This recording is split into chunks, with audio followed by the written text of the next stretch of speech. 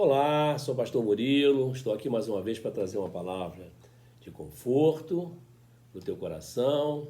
E o nosso bate-papo de hoje tem como tema Você Prometeu. Vamos iniciar então o nosso bate-papo de hoje relembrando o nosso batismo nas águas. Creio que é muito importante recordar, porque tenho certeza de que representou um verdadeiro sinal de que você é salvo e que tem compromisso de seguir com fidelidade nosso Senhor Jesus Cristo pelo resto da sua vida. Jesus ordenou o batismo nas águas porque quem crê e for batizado será salvo, mas quem não crê será condenado, como vemos em Marcos 16:16. O batismo por si só não salva. A salvação vem pela fé, através da graça de Deus, como vemos em Efésios 2:8 e 9, mas a fé leva à ação. A fé tem que fazer você entrar em ação. O seu batismo mostrou que você crê que Jesus viveu a tua morte e ressuscitou para que você possa viver a vida dele. Viver uma nova vida, deixando para trás tudo que para trás ficou. Agora você tem que viver uma nova criatura, em novidade de vida, em nome de Jesus. Jesus mandou que todo novo discípulo fosse batizado, como vemos em Mateus 28:18 e 20. E naquele dia você mostrou um dos atributos mais valorosos dentre todos que o discípulo possui. Você obedeceu e foi batizado. Hoje você é mais um discípulo de Jesus, mas foi naquele dia, o dia do seu batismo, que você se tornou sal da terra e luz do mundo. Jesus disse: vós sois o sal da terra. E se o sal for insípido, com que se há de salgar? Para nada mais presta, senão para se lançar fora e ser pisado pelos homens. Vós sois a luz do mundo. Não se pode esconder uma cidade edificada sobre um monte, como vemos em Mateus 5:13 e 14. E Jesus acrescentou dizendo: eu sou a luz do mundo. Quem me segue não andará em trevas, mas terá a luz da vida, como vemos em João capítulo 8, versículo 12. Eu preciso lembrá-lo que foi também naquele dia do seu batismo que você fez um voto de fidelidade e de obediência ao receber Jesus como seu Senhor e Salvador. Sua decisão livre e voluntária significou a real posição de discípulo de Jesus. Uma vez que você espontaneamente fez seu voto de obediência e de fidelidade, tenho que lembrá-lo que a palavra de Deus diz que quando a Deus fizeres um voto, não tardes em cumpri-lo, porque não se agrada de tolos. O que votares, paga-o, porque melhor é que não votes do que votares e não cumprires, como vemos em Eclesiastes 5:4 e 5. Pois bem, tudo o que eu e você temos a fazer está resumido no propósito de Deus que chamamos a grande comissão. E chegando aos seus discípulos, Jesus falou: é-me dado todo o poder no céu e na terra. Portanto, ide fazer discípulos de todas as nações, batizando-os em nome do Pai, do Filho e do Espírito Santo, ensinando-os a guardar todas as coisas que eu vos tenho mandado. E eis que estou convosco todos os dias, até a consumação dos séculos. Amém. Como vemos em Mateus 28:18 e 20, como já falei. E em seguida completou Jesus: e eis que sobre vós envio a promessa de meu Pai. Ficai, porém, na cidade de Jerusalém, até que do alto sejais revestidos de poder, como está em Lucas 24:49. Você escutou o que Jesus determinou e é fora de questão que Jesus não mandaria você fazer discípulos, batizar e ensinar antes que você fosse preparado e revestido de poder para essa missão. Foi exatamente isso que Jesus disponibilizou para você através do discipulado, da escola bíblica dominical e dos ensinamentos nos cultos da tua igreja. O Senhor te revestiu com sabedoria, fé e conhecimento da palavra. Derramou sobre a sua vida as virtudes do Espírito Santo. E o Espírito Santo do Senhor te concedeu os dons e talentos para toda boa obra. Hoje, isso mesmo, hoje, Jesus está requerendo sua fidelidade e obediência. Hoje, Jesus deseja que você faça um exame de consciência. Você tem colocado Deus em primeiro lugar? O que você tem feito para cuidar daquela semente que foi plantada no teu coração? Já germinou? Já deu frutos?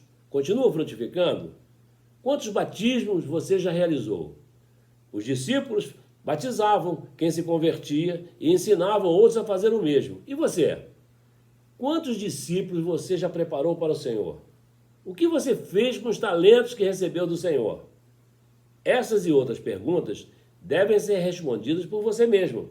Mas para ajudá-lo, preste bem atenção ao que Jesus trouxe para conversarmos nesse bate-papo de hoje. Por qual razão muitos hoje estão na igreja e não conseguem brilhar como Deus quer? Certamente, vivenciamos um paradoxo entre o desejo de ser diferente e particularizado e a massificação da moda do igual. No nosso caso específico, paradoxo significa viver num mundo de influência existencialista e capitalista, onde a maioria dos programas de televisão defende a afirmação do indivíduo contra a força do grupo. Nessa estrutura econômica de consumo, que fortalece no indivíduo a ânsia por produtos personalizados, o homem é cada vez mais visto como um indivíduo isolado. E essa ênfase na liberdade individual corrobora a construção do eu me amo e vivo meu eu. Portanto, o sujeito perde a visão de interdependência social e acredita ser inatingível. O perigo do individualismo está nessa construção da ilusão de independência, gerando o egoísmo, a soberba e a insensibilidade. Vivendo desta maneira, a grande maioria dos chamados crentes nominais contraria os princípios básicos do cristianismo. Amar a Deus sobre todas as coisas com toda a alma para que vivam. Deuteronômio 11:13 e Deuteronômio 30:6. E o segundo, semelhante a este, é: amarás o teu próximo como a ti mesmo, como vemos em Mateus 22:39. Hoje, a não inclusão dos padrões impostos pelo individualismo contribui para a aquisição de doenças que se tornam individuais, doenças que surgem do olhar individual, as doenças psíquicas, as crises de identidade, os transtornos obsessivos compulsivos, a síndrome do pânico, a ansiedade, a depressão, etc., certamente são sintomas deste processo de individualização. São sintomas do indivíduo quando não consegue atingir padrões que o próprio indivíduo impôs a ele mesmo. O homem pensa que o dinheiro abriu para ele a chance da satisfação plena dos seus desejos. O homem quer usar Deus apenas para satisfazer seus desejos pessoais. Me dá isso e aquilo, me cura, me faz isso. E Deus foi colocado à distância. E o homem está muito mais próximo e muito mais cheio de tentações. As famílias estão desmoronando. Destaca o desafio das relações familiares. As famílias sem tempo interpretam que a responsabilidade da formação integral dos filhos é da escola ou de terceiros cuidadores dos filhos, pois a família também está aprisionada nesse novo padrão individualista. Mas é fundamental que os pais se incluam nesse processo de formação dos filhos e, juntamente com a igreja e a escola, se esforcem para formar filhos coletivamente sociais, saudáveis, sociáveis e tementes a Deus. Sem deixar, evidentemente, de desenvolver a individualidade, da personalidade e singularidade dos seus filhos. Instrui o menino no caminho que deve andar e até quando envelhecer não se desviará dele, como vemos em Provérbios 22:6. Não há nada que me obrigue a crer e, portanto, creio porque quero. A fé é uma decisão fundamental e um projeto total do ser humano, em que ele encontra a sua identidade, a sua vida, os outros e a realidade na medida em que encontra Deus. Deus criou o ser humano em liberdade e respeita essa prerrogativa no diálogo que estabelece com ele através da oração e da sua palavra. Por isso, o ato de fé só pode ser entendido como resposta livre de cada sujeito. Contudo, diz o Senhor, o meu povo se tem esquecido de mim, queimando incenso à vaidade, que os fez tropeçar nos seus caminhos e nas veredas antigas, para que andassem por veredas isoladas e esburacadas, como vemos em Jeremias 18:15. Afinal, o que você tem feito com os dons e os talentos que o Senhor te concedeu? Você não pode deixar de ser lembrado da lei da semeadura e da colheita. Aquilo que o homem semear, isso também se fará. Este é o enunciado da lei da semeadura e da colheita. Quando o apóstolo Paulo deu conhecimento aos Gálatas, como vemos lá em Gálatas 6, versículo 7, dessa lei irrevogável de Deus, ele não estava criando nada novo, apenas a verdade. Mas, mesmo sendo uma verdade tão óbvia, muita gente não se dá conta do potencial de bênção ou de maldição que ela encerra, dependendo da essência da semente plantada. E essa lei tem aplicações gerais, portanto é correto aplicá-la tanto em relação às coisas boas como às coisas más.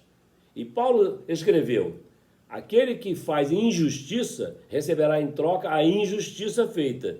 E nisso não há acepção de pessoas, como vemos em Colossenses 3:25.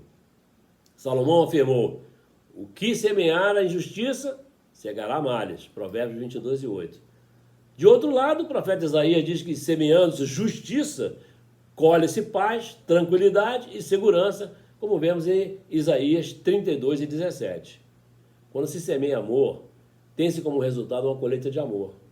As turbulências da vida muitas vezes podem dar fruto de algo que se plantou, porque semeiam ventos e cegarão tormentas, como vemos em Oséias 8 e 7.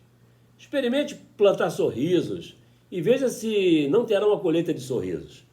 Algo que se pode experimentar rotineiramente em relação ao sorriso plantado é uma colheita normalmente imediata.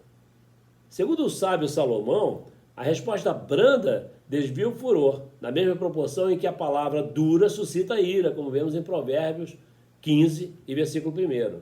E Jesus mostrou o alvo da aplicação positiva dessa lei quando ele disse: tudo quanto, pois, quereis que os outros homens façam, assim fazei-o vós também a eles, como está escrito em Mateus, capítulo 7, versículo 12. Continue me clamando, continue me buscando, diz o Senhor, mas te prepare, que a luta é grande, e ai daquele que fizer a minha obra relaxadamente, negligentemente, como vemos em Jeremias 48 e 10. Como vemos, todo o ensinamento de Deus tem como alvo a nossa vida nessa terra, visando alcançarmos a vida eterna que nos é destinada no reino dos céus. Tudo o que fazemos aqui e agora tem como consequência o resultado que obteremos no fim da nossa carreira, quando formos chamados ou na volta gloriosa de Jesus. Por isso, Jesus, finalizando seu discurso escatológico no Sermão da Montanha, comparou o reino dos céus com um homem que, partindo para fora da terra, chamou os seus servos e entregou-lhes os seus bens. E a um deu 5 talentos, e a outro 2, e a outro 1, a cada um segundo a sua capacidade, e ausentou-se logo para longe. E tendo ele partido, o que recebera 5 talentos, negociou com eles e granjeou outros 5 talentos. Da mesma sorte, o que recebera 2, granjeou também outros 2. Mas o que recebera 1, foi e cavou na terra e escondeu o dinheiro do seu senhor. E muito tempo depois, veio o senhor daqueles servos e fez contas com eles. Então aproximou-se o que recebera 5 talentos e trouxe-lhe os outros 5 talentos, dizendo: Senhor, entregaste-me 5 talentos. Eis aqui outros 5 talentos que granjeei com eles. Disse-lhe o Senhor: bem está, servo bom e fiel. Sobre o pouco foste fiel, sobre muito te colocarei. Entra no gozo do teu Senhor. E chegando também o que tinha recebido 2 talentos, disse: Senhor, entregaste-me 2 talentos. Eis que com eles granjeei outros 2 talentos.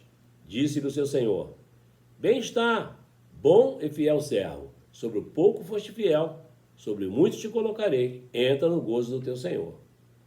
Mas, chegando também o que receberam 1 talento, disse: Senhor, eu conhecia-te que és um homem duro, que ceifas onde não semeastes e ajuntas onde não plantastes. E, atemorizado, escondi na terra o teu talento. Aqui tens o que é teu. Respondendo, porém, o seu senhor, disse: mau e negligente servo, sabias que ceifo onde não semeei e ajunto onde não espalhei. Devias então ter dado meu dinheiro aos banqueiros, e quando eu viesse receberia o meu com juros. Tirai-lhe, pois, o talento, e dai ao que tem os 10 talentos, porque a qualquer que tiver será dado, e terá em abundância, mas ao que não tiver, até o que tem ser-lhe-á tirado. Lançai, pois, o servo inútil nas trevas exteriores, ali haverá pranto e ranger de dentes, como vemos em Mateus 25, 13 e 30. Com esse discurso de Jesus, não resta dúvida de que aquela determinação de, portanto, ir, de fazer discípulos de todas as nações, batizando-os em nome do Pai, do Filho e do Espírito Santo, ensinando-os a guardar todas as coisas que eu vos tenho mandado, e eis que estou convosco todos os dias, até a consumação dos séculos, registrado em Mateus 28, 18 e 20, que você, livre e conscientemente, aceitou, depois de receber do Espírito Santo seus talentos, significa que haverá prestação de contas. Sabe por quê? Porque você aceitou Jesus como seu Senhor e Ele, dentre muitos servos, separou você para ser um dos seus mordomos, ou seja, para que você cuidasse dos bens do seu Senhor. Para essa tarefa, Jesus te deu talentos E talentos são dons dados pelo Espírito Santo a cada um para o que for útil a essa atividade, a essa mordomia, como vemos em 1 Coríntios 12 e 7. E essa parábola é o retrato, a imagem daqueles que foram destacados para cuidar dos bens do Senhor aqui e agora, como você e eu. Os que cuidam zelosamente dos bens do Senhor e fazem frutificar os talentos que receberam serão recompensados com a vida eterna. Os que enterraram os talentos e cuidaram relaxada e fraudulosamente da boa obra que lhes foi designada serão apenados com a segunda morte. E essa parábola, eu já falei, é escatológica, ou seja, é o retrato dos últimos dias, dos meus últimos dias, dos teus últimos dias e do fim desse mundo miserável e dominado pelo maligno. Aproveitando esse nosso bate-papo, eu creio que podemos reafirmar nosso propósito de nos manter firmes, prontos para as boas obras, dizendo, eis-me aqui. Creio que hoje podemos garantir a Jesus, pagarei os meus votos ao Senhor na presença de todo o meu povo, como vemos em Salmo 116, versículo 18. Não esqueça, você prometeu. Pronto, nosso bate-papo fica por aqui. Graça e paz. Deus te abençoe. Amém.